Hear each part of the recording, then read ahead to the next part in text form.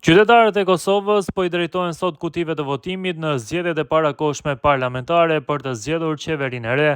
Një proces i tillë ka përfunduar mbrëm në 25 përfaqësi diplomatike të Kosovës, ku kanë ushtruar të drejtën e tyre mërgjimtarët e regjistruar më parë.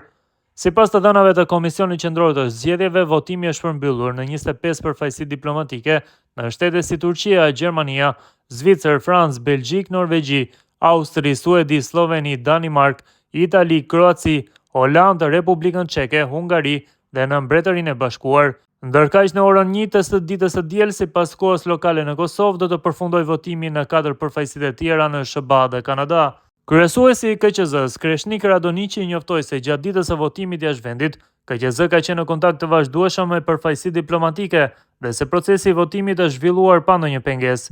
Sipas të dhënave nga 25 përfaqësi diplomatike ku është mbyllur votimi, por edhe nga të dhënat e orës 13 nga votimi në SBA dhe Kanada, nga 19.187 votues të regjistruar, kanë votuar 81.29% ose 15.597 votues, deklaroi ai.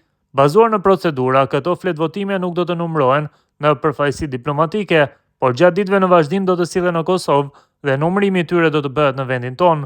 Sipas KQZ-s, numri i përgjithshëm i votuesve është 2.076.290 votues, derisa brenda territorit të vendit 1.990.204 qytetar, kurse jashtë saj 77.086 votues.